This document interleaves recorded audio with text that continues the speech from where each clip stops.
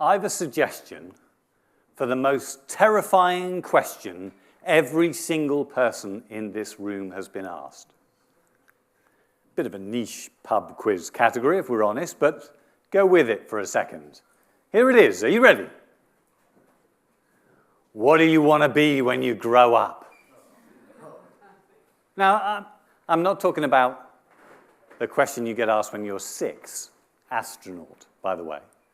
I'm talking about the question that you get asked when you're supposed to know the answer, when you're supposed to be headed off into a particular direction.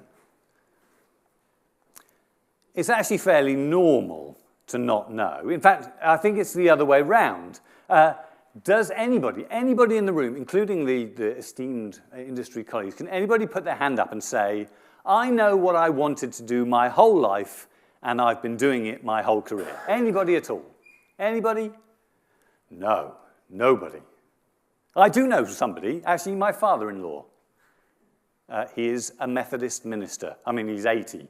He's kind of 98% retired, but he's still a Methodist minister, and he knew from an early age that that was something that he wanted to do. A vocation, you might have heard it called. But it's rare, super rare, really rare. Let's do it the other way around. Show of hands, please. Has anybody been asked this question? What do you want to be when you grow up? And not known what really to say. A bit of a shrug, a bit of uncertainty, a bit of a made something up. Anybody? Anybody in the room? Have a look around. Quite a lot of people. In fact, we all get asked, usually too early, rarely when it matters. And hey, look, it doesn't matter. Hopefully you're getting a little bit of a sense from some of the conversations that careers are grown, not declared. So I'm Lee Stevens, as has already been mentioned. Rob put his QR code up earlier. Just saying, this is my QR code for LinkedIn. I publish all sorts of bits and pieces there as well. I'm not going to talk too much about my job, because I talked a little bit about this earlier, and we'll touch on it a bit more. But I try and help people make sense of security. What I'd like to try and talk about a bit more is me as perhaps a guide rather than authority. I'm making it up as I go along as well. I hope you noticed that I put my hand up. I am 52 years old, and I do not know what I want to do when I grow up. My wife says that I'm never going to grow up, but again, I digress. The not knowing what I want to do bit. I'm not certain. I have got a good job that I enjoy, most of it. I mean, it's work, you know. But there are some things I'd change if I could. And is it the same job I started with? Is it the same job that I'll finish my career on? I've got another 10, 15 years to go. Well, I hope not, but that's a conversation between me and my boss. One of the things that you hopefully have all had a chance to see is this view here. In fact, not quite like this. Let's just put things in motion. It doesn't go this fast, by the way. The sun is going down. We might see that today. It takes 22 minutes to do a full circuit. This is a time lapse, obviously, of the sun dropping down and the lights coming up, the city illuminated before us. This view of the city, this map of everything laid out before us, is quite an unusual one. It's also quite an unusual thing to get in your career. You'll very rarely get the point where you can see everything laid out before you with all the routes and all the options and all the possibilities. It does happen occasionally. But actually, most of the time, it's more like being, well, in this room, a windowless room that you can't see anywhere out of, and you've got to try and choose a direction with no view at all. So what do you do when you can't see the map? This is part of the question that Rob and I discussed. Every turn feels rather risky, and you're not sure where you're going to go. You have to take a step because you need to move forward in some way, but you're relying on a memory from the map that you saw a while ago, or perhaps never, or You're in a new area over the hill and trying to think about what you're going to take every step. That's, I think, where many of you are at right now. Clarity doesn't start with a map. It starts with the people. So let's have a little look at this because, you know, there's a lot of people in the world that are taking some view on kind of what's going on. We need all sorts of people in cybersecurity. All sorts of people have ended up here. In fact, one of the great foundations of the way that my own team works is the disparate knowledge that we've got. We were with a client not that long ago, some months back. There were a group of us trying to solve a problem. We were completely confused, had no idea where to go. And one of my colleagues, who's come from a very different background, said, "It's obvious. We just need to go here." And we all went, "Oh yeah, good point." It was obvious to them from the background that they had, but it wasn't obvious to the rest of us. And so what we need to find is ways to encourage you all so that you all feel as though you are welcome here. So a bit of contrast, hopefully, can entice you and tease you into this new environment. Of course, cybersecurity itself is quite a complicated thing. We heard some interesting conversations. Tom earlier on talked about the role of a CISO, and we saw a few different options and possibilities. There's the classic one, SOC analyst, threat intelligence, yeah, cloud, big topic at the moment. Security consultants, definitely heroic. Governance, risk and compliance, pen testers, everybody thinks about that as a key item in there. Oh, it's kept going. Application security engineer, incident responder, DevSec, oh, whoa, okay. Forensics, yeah, project management, governance, SOC, managers, supply chain, secure code, there's quite a lot here. AI, that's definitely who built these slides, my word? Zero trust architecture, yeah, it's important. Okay, now we're getting just ridiculous. Does anybody know a consultant that could make some sense of all of this? The titles don't really help a great deal, do they? What do they mean? What is a DFIR investigator or a bug bounty researcher? What do they do? Would you be happy doing that role? It's difficult to know, isn't it, based on that information alone? And it doesn't help when it keeps being thrown at you at an amazing rate, along with a whole load of other information that you're trying to take in.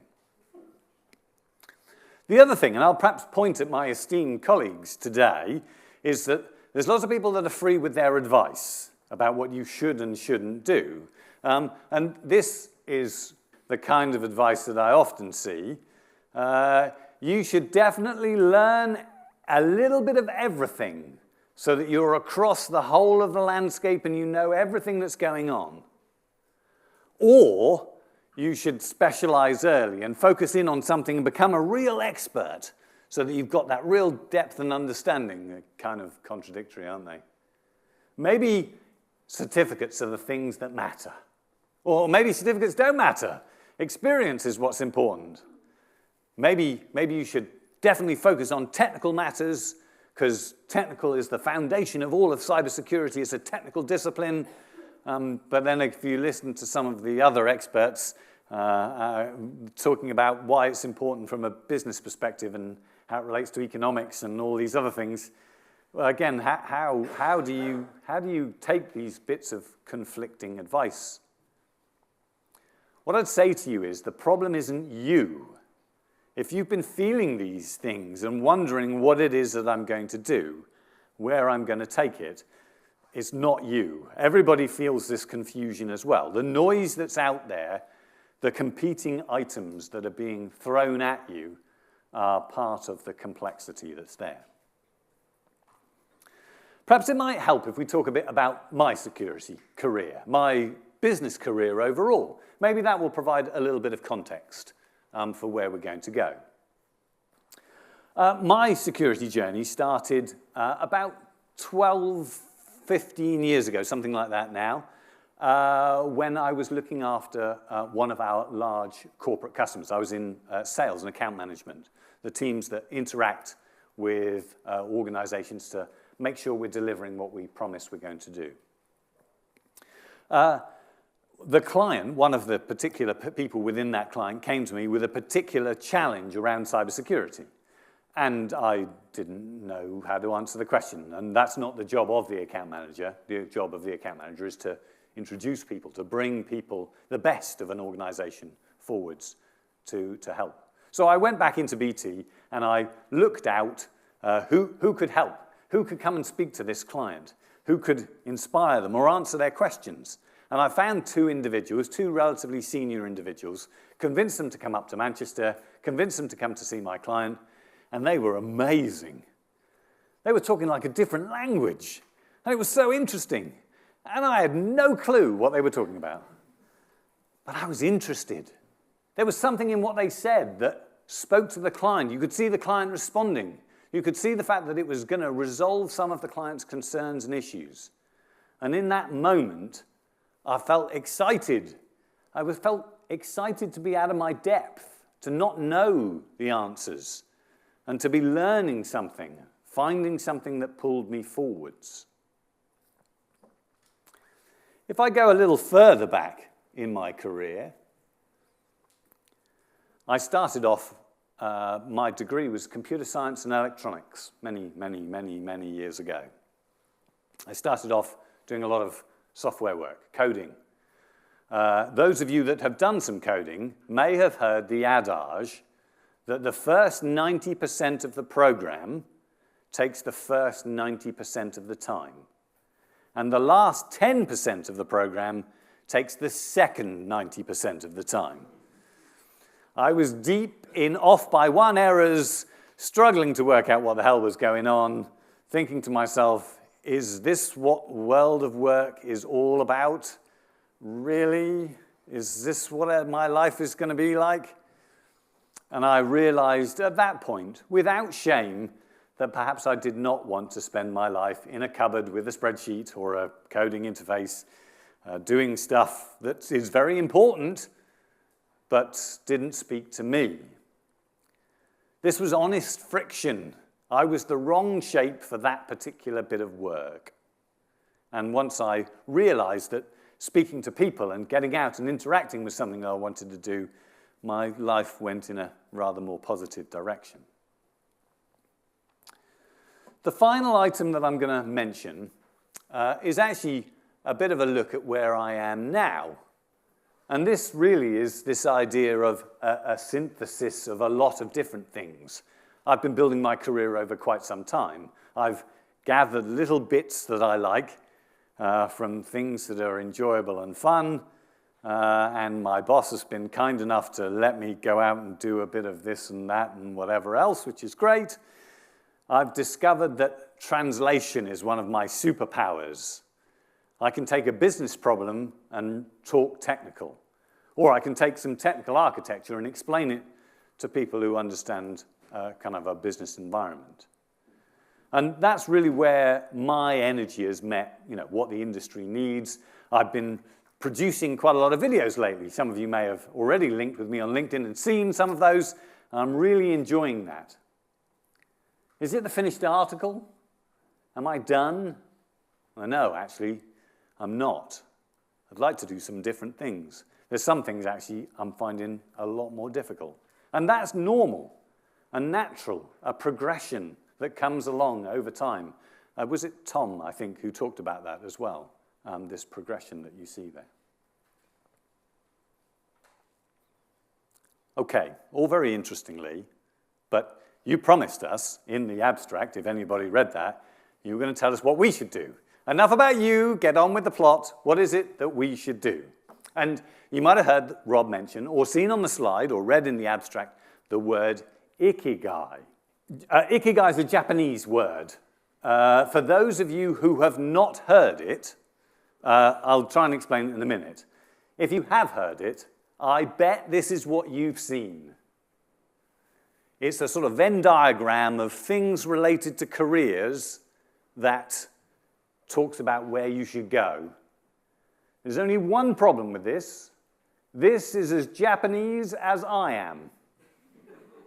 Not at all.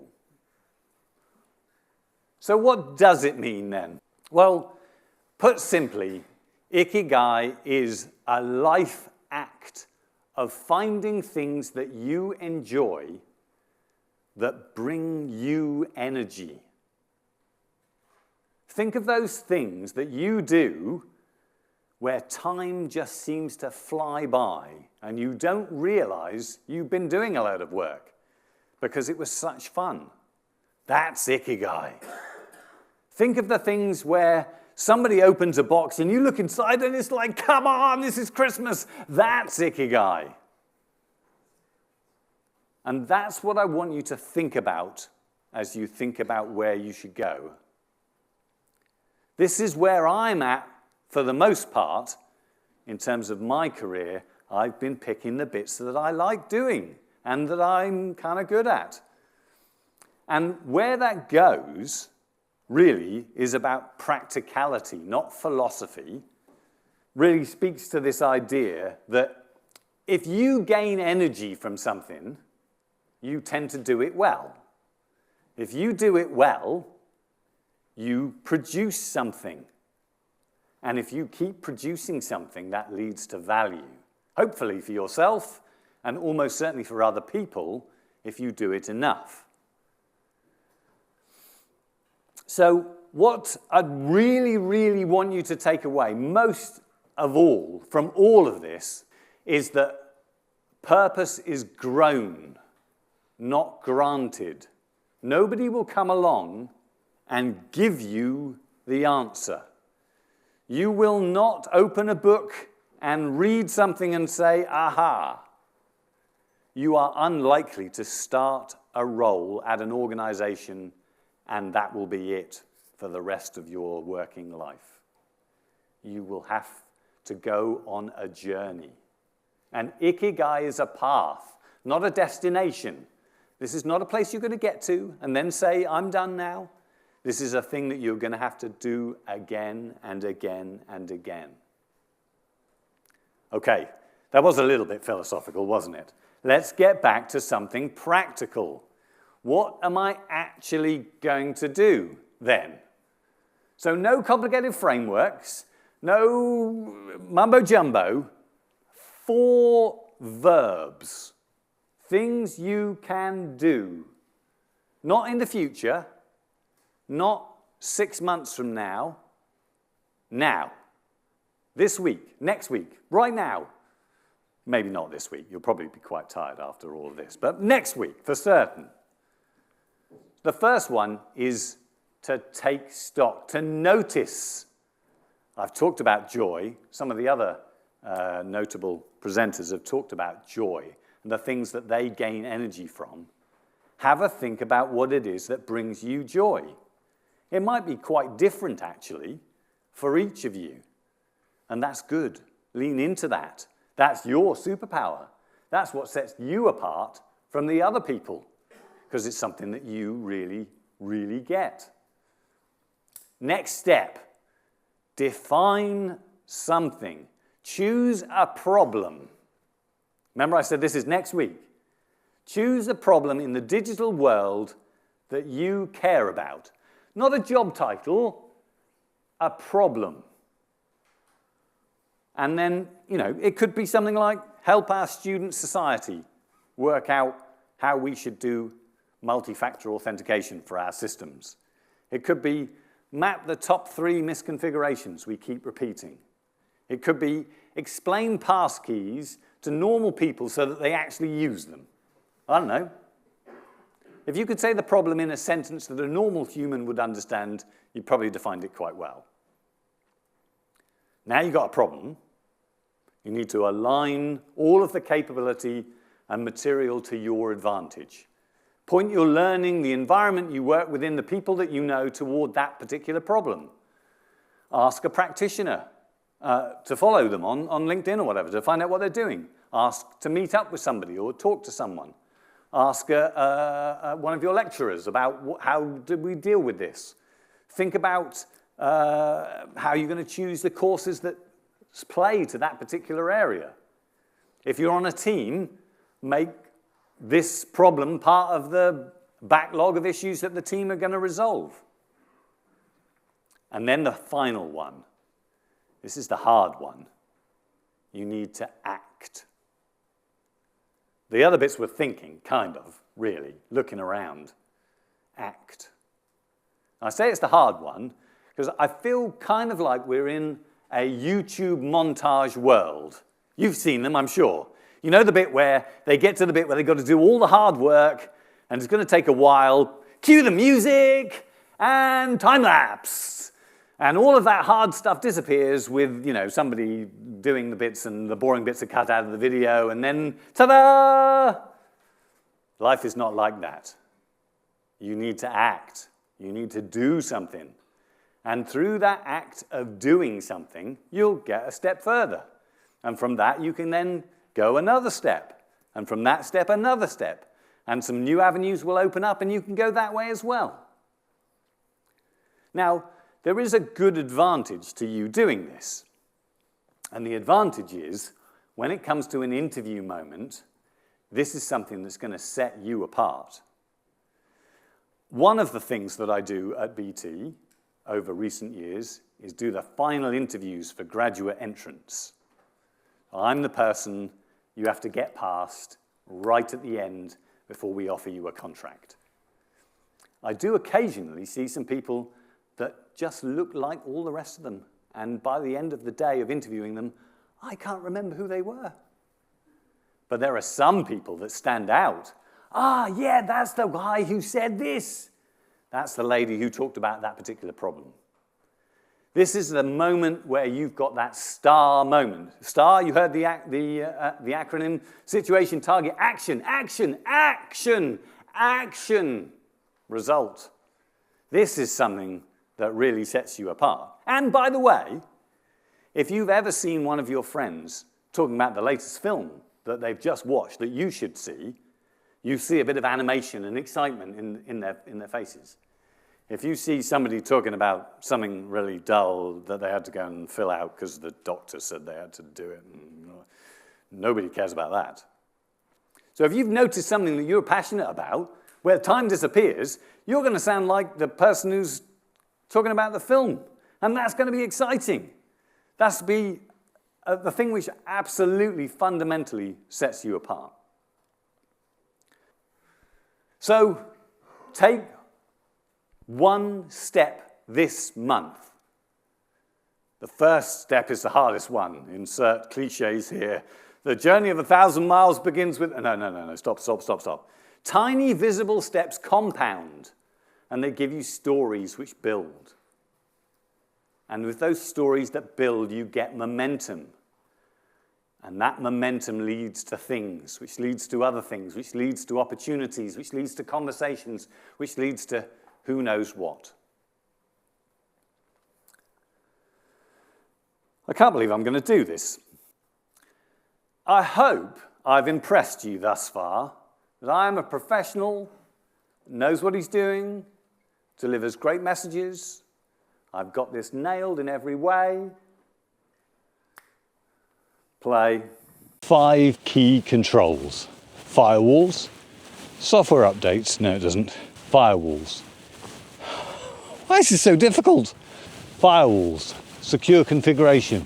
Software update. And I can't remember the other 2. 5 key protections. Firewalls. Secure configuration. Software update. Oh, mud. Firewalls, secure configurations. Software updates. I need an idiot card. Cyber Essentials focuses on 5 key protections. Firewalls, secure configurations, software updates, user access control, and malware prevention. Yeah, I did it!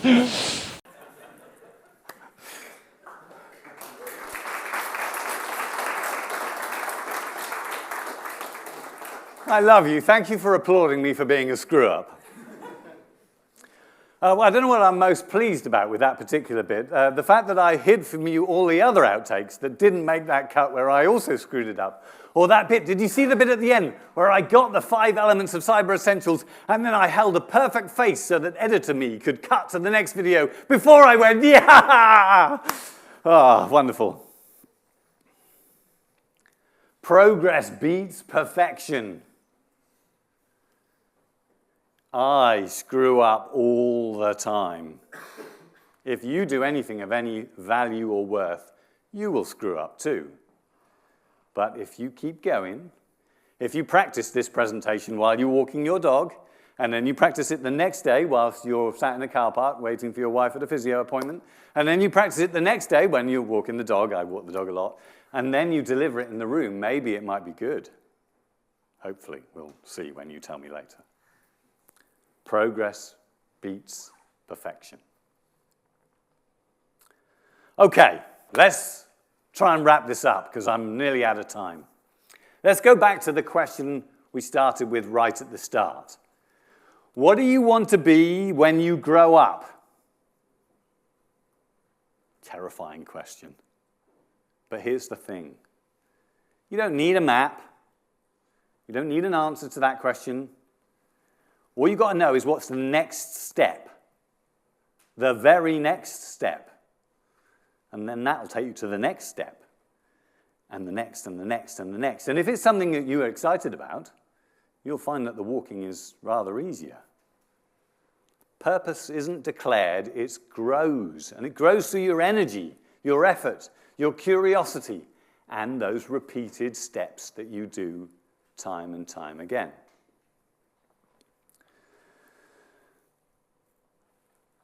I also want to make it clear that there's a place for you here in cybersecurity. Cybersecurity works because we have different people doing different things with different backgrounds and different knowledge.